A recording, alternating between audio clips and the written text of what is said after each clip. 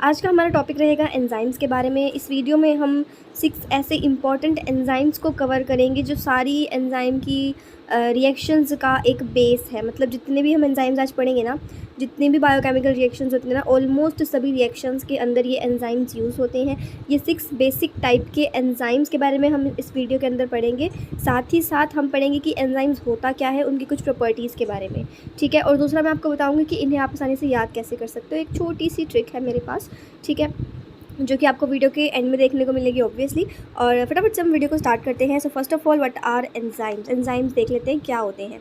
N enzyme is a biocatalyst that increases the rate of a chemical reaction without itself being changed in the overall process. Enzyme जो है ना, ये एक तरह का biocatalyst है। बायोकैटलिस्ट का क्या मतलब होता है कि एक कैटलिस्ट है जो कि बायोकेमिकल रिएक्शंस में यूज़ होता है। इसका काम क्या होता है कि ये किसी भी केमिकल रिएक्शन के रेट को इंक्रीज़ कर देता है। रेट मतलब कि जिस स्पीड से वो रिएक्शन हो रही है।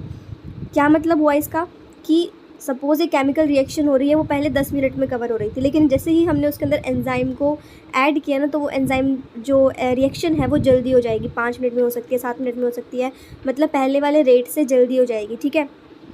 इसका क्या मतलब हुआ कि एंजाइम जो है वो एक ऐसा बायोकैटलिस्ट है जो कि किसी भी केमिकल रिएक्शन के रेट को, स्पीड को इंक्रीज़ कर देता है without it self being changed in the overall process. और इस पूरे के पूरे प्रोसेस में एंजाइम का कुछ नहीं बिगड़ता, वो कोई नहीं चेंज होता है, ठीक है।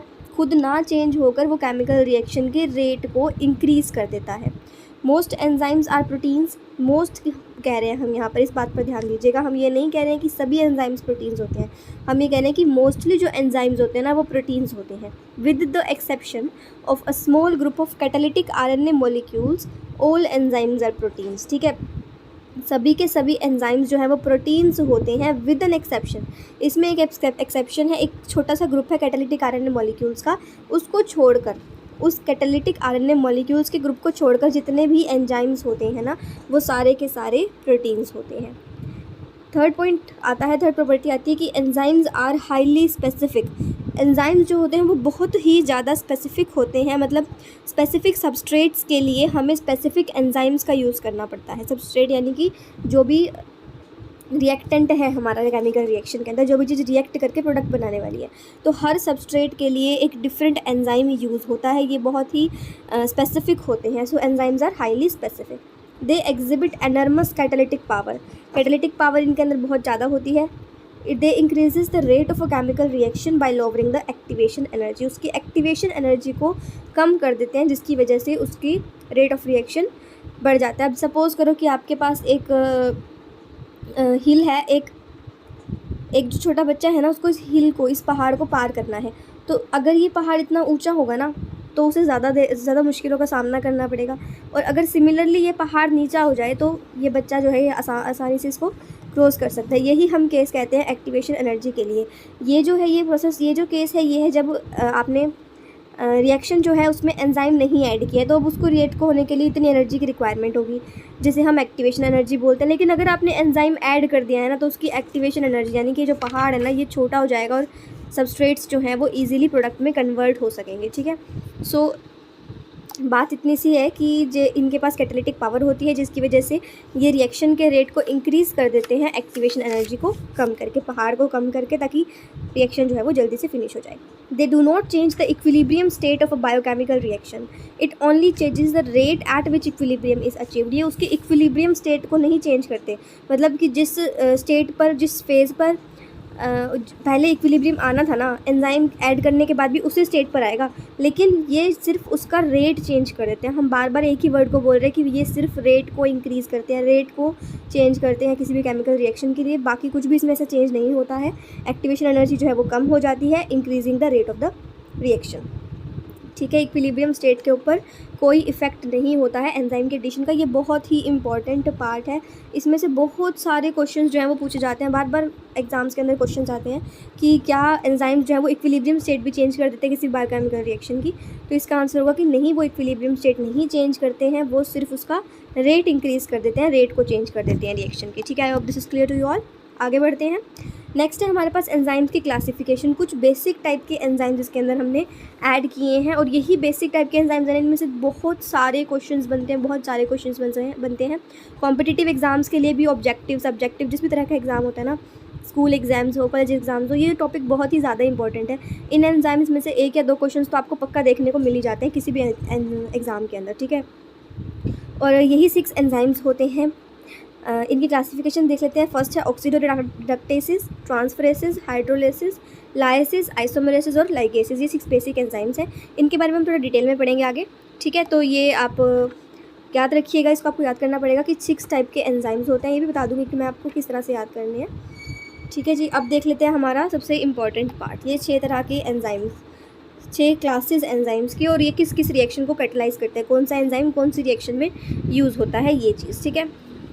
सबसे पहला जो हमारे पास एंजाइम है वो है ऑक्सीडोरिडक्टेज। ऑक्सीडोरिडक्टेज, इसके नाम से देखो ये 2 वर्ड से मिलके बना है, ऑक्सीडो और रिडक्टेज, यानी कि ऑक्सीडेशन और रिडक्शन 2 वर्ड से बना है। इसके नाम से समझ आ रहा होगा कि ये क्या करेगा, ऑक्सीडेशन रिडक्शन रिएक्शंस करेगा, ठीक है ना। ऑक्सीडोरिडक्टेज के नाम से समझ आ गया, ऑक्सीडेशन रिडक्शन रिएक्शन करेगा। कैसे होगा, यानी कि हमारे पास 2 सबस्ट्रेट्स प्रेजेंट होंगे, एक ऑक्सीडाइज होगा, एक रिड्यूस होगा। अब पहले ए जो है वो रिड्यूस्ड फॉर्म में था, अब ए जो है ऑक्सीडाइज हो गया है और बी जो है वो रिड्यूस हो गया है। तो ऑक्सीडेशन रिडक्शन रिएक्शंस को कौन कैटलाइज करेगा, ऑक्सीडो रिडक्टेसिस एंजाइम्स कैटलाइज करेंगे। नेक्स्ट देख लेते हैं ट्रांसफरेसिस। ट्रांसफरेसिस का नाम देखो, ट्रांसफ़र से रिलेटेड कुछ है ना। ट्रांसफरेसिस क्या करेगा, ट्रांसफ़र करेगा। किसको ट्रांसफ़र करेगा, ग्रुप को ट्रांसफ़र करेगा, ठीक है। ट्रांसफ़र ऑफ एन एटम और अ ग्रुप बिटवीन 2 मॉलिक्यूल्स, मतलब या तो कोई एटम ट्रांसफ़र कर देगा या कोई ग्रुप ट्रांसफ़र कर देगा 2 मॉलिक्यूल्स के बीच में। सपोज़ हमारे पास पहले ए और बी की बॉन्ड बन रही थी, हमने उसके अंदर सी का एडिशन करा, सी एक एटम का हमने उसके अंदर एडिशन करा, तो ये क्या करेगा, सी जो है ये बी वाले एटम को जो है वो रिप्लेस कर देगा, ट्रांसफ़र कर देगा। ए और सी अपनी बॉन्ड बना लेंगे और बी जो है वो बेचारा अलग से चला जाएगा। या फिर ए, ये इस तरह से है, ए प्लस बी बॉन्ड सी, यानी कि जो बी और सी है उन्होंने बॉन्ड बना ली है, बी और सी ने बॉन्ड बना लिया और ए जो है वो अलग हो गया है, सी ने ए को डिस्प्लेस कर दिया, यानी कि यहाँ पर एक एटम का ट्रांसफ़र हो गया है। सी जो है उसने ट्रांसफ़र कर दिया है ए का और खुद बॉन्ड बना लिया बी के साथ, तो हो गया ना ट्रांसफरेसिस, ट्रांसफ़र हो गया 2 मॉलिक्यूल्स के बीच से। थर्ड क्लास देख लेते हैं, हाइड्रोलिसिस। हाइड्रोलिसिस यानी कि हाइड्रोलिसिस नाम से देखो, हाइड्रोलिसिस करेगा। हाइड्रोलिसिस में हाइड्रो जहाँ पर वर्ड लग जाते हैं वहाँ हम वाटर सेलेक्ट कर सकते हैं ना, तो हाइड्रो यहाँ पर वर्ड लग गया, यानी कि वाटर का कुछ ना कुछ पंगा होगा भाई इसके अंदर। तो इस तरह की रिएक्शंस के अंदर क्या होता है, वाटर का एडिशन होता है और वो बॉन्ड को ब्रेक कर देता है, हाइड्रोलिसिस रिएक्शन हो जाती है। हमारे पास 2 आइटम्स थे, ए और बी, जिनकी बॉन्ड बनी हुई थी, हमने वाटर का एडिशन किया तो एक ने वाटर स्प्लिट हो गया एच और ओ एच के अंदर, एक ने एच के साथ बॉन्ड बना ली और एक ने ओ एच के साथ बॉन्ड बना ली। ये तो आपको पता ही होगा ना कि वाटर जो है वो स्प्लिट हो जाता है एच और ओ एच के अंदर, एसिड और बेस के अंदर, है ना। तो ए और बी की बॉन्ड थी, वाटर का एडिशन हुआ तो ये दोनों स्प्लिट हो गए, एक ने एच के साथ बॉन्ड बना ली और एक ने ओ एच के साथ बॉन्ड बना ली। ये क्या हो गया, हाइड्रोलिसिस रिएक्शन होगी। कौन सा एंजाइम कैटलाइज करेगा, हाइड्रोलिसिस एंजाइम कैटलाइज करेगा। नेक्स्ट टाइप के एंजाइम क्लास है हमारे पास लाइज। लाइज 2 क्लासेस हैं, लाइज और लाइगेज, जिसमें बच्चे बहुत कॉमनली कंफ्यूज होते हैं। ये मैं बताऊंगी आपको इसमें कंफ्यूज क्यों नहीं होना है, ठीक है। तो लाइज के पहले में देख लेते हैं। पहले लाइज में क्या होता है, removal of a group from a substrate, मतलब कि सबस्ट्रेट जो है ना, जो हमारे पास रिएक्टेंट है, रिएक्टेंट में से ग्रुप का रिमूवल हो रहा है, एक ग्रुप जो है वो हट रहा है, लेकिन हाइड्रोलिसिस से नहीं हट रहा, क्योंकि हमने हाइड्रोलिसिस में क्या पढ़ा था कि वाटर का एडिशन होगा, तो वाटर का एडिशन होने से ये ग्रुप का रिमूवल हुआ था, या हम कह सकते हैं ट्रांसफ़र हुआ था, ब्रेकेज हुई थी इनके अंदर। लेकिन लाइसिस में क्या होता है कि अब हाइड्रोलिसिस नहीं होएगी इसके अंदर वाटर का एडिशन नहीं होगा, इसके अंदर किसी और ग्रुप की वजह से, किसी और एटम या ग्रुप की वजह से किसी ग्रुप का रिमूवल होगा एक सबस्ट्रेट से, ठीक है।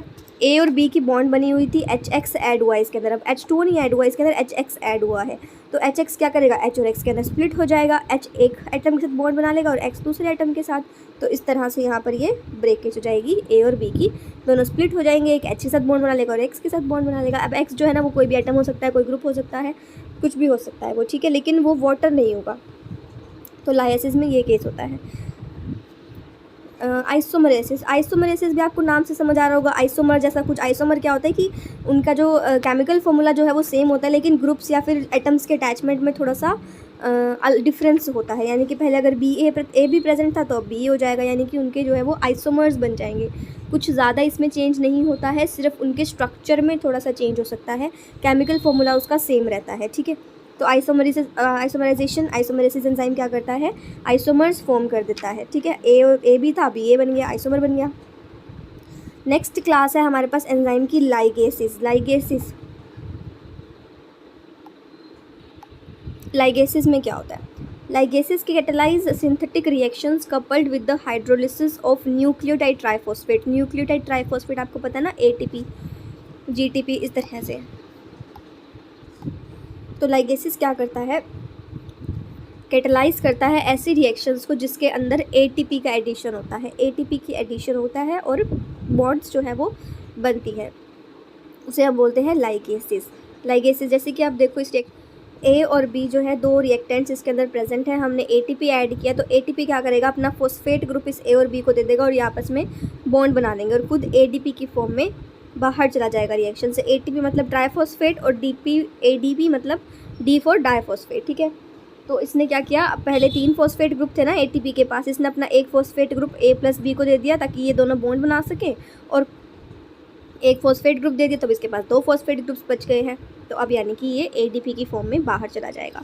तो ये काम क्या होता है, लाइगेसिस एंजाइम जो है वो ATP की हेल्प से A और B के बीच में बॉन्ड बनाता है, फॉस्फेट ग्रुप उनको देता है और वो लोग बॉन्ड बना लेते हैं और खुद ATP जो है वो ADP की फॉर्म में रिएक्शन से बाहर चला जाता है। ये किसका काम होता है, लाइगेसिस का काम होता है, ठीक है। अब इसको याद कैसे करना है, ठीक है। 6 एंजाइम्स हैं हमारे पास। ऑक्सीडेटिव रिडक्टेज को तो आप नाम से ही इजीली याद कर सकते हो, ऑक्सीडेशन रिडक्शन रिएक्शन होगी इसके अंदर। ट्रांसफरेसिस को भी आप नाम से याद कर सकते हो, इसके अंदर कोई ना कोई ग्रुप ट्रांसफ़र होगा। हाइड्रोलिसिस को आप याद कर सकते हो, इसके अंदर हाइड्रोलिसिस रिएक्शन होगी, वाटर का एडिशन होगा और वाटर का एडिशन होगा तो बॉन्ड्स क्या होगी, ब्रेक होगी। लाइसिस को कैसे याद करोगे, लाइसिस और लाइगेसिस। इससे पहले देखो आइसोमरेसिस, उसको भी आप याद कर सकते हो कि आइसोमर्स बनेंगे। अब बच गया लाइसिस और लाइगेसिस। इसको मैं पर्सनली कैसे याद करती हूँ, अब देखो लाइसिस जो है उसे हम सिंथेज भी बोलते हैं और लाइगेसिस को हम सिंथेटेज बोलते हैं। इसके अंदर सिर्फ एक TA वर्ड का डिफरेंस है, लाइसिस को सिंथेज बोलते हैं और लाइगेसिस को सिंथेटेज बोलते हैं। इसको मैं कैसे याद करती हूँ कि जो लाइसिस है ना उसके अंदर आप वर्ड्स काउंट करो, 6 वर्ड्स हैं, और जो लाइगेसिस है उसके अंदर 7 वर्ड्स है, LIGASSES 7 वर्ड्स हो गए, है ना। तो सिंथेज के अंदर भी कम वर्ड्स हैं, सिंथेटेज के अंदर ज़्यादा वर्ड्स हैं। तो जिसके अंदर कम वर्ड्स है वो कम वर्ड्स वाले का सिनोनियम है, या फिर मैं कह सकती हूँ कम वर्ड्स वाले का दूसरा नाम है, और जिसके अंदर ज़्यादा वर्ड्स हैं वो ज़्यादा वर्ड्स वाले का है। तो लाइगेसिस जो है वो सिंथेज हो गया और लाइगेसिस जो है वो सिंथेटेज हो गया। कम वर्ड्स हैं दोनों के अंदर, इन दोनों के अंदर ज़्यादा वर्ड्स हैं as compare to 4th enzyme class, है ना। और कैसे इनकी रिएक्शन कैसे याद करनी है, ठीक है।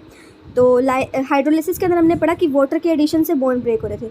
लाइसिस के अंदर वाटर तो नहीं डलेगा, लाइसिस के अंदर वाटर तो नहीं डलेगा, इतना हमें पता है कि बॉन्ड तो ब्रेक होगी लेकिन वाटर से नहीं होगी, है ना।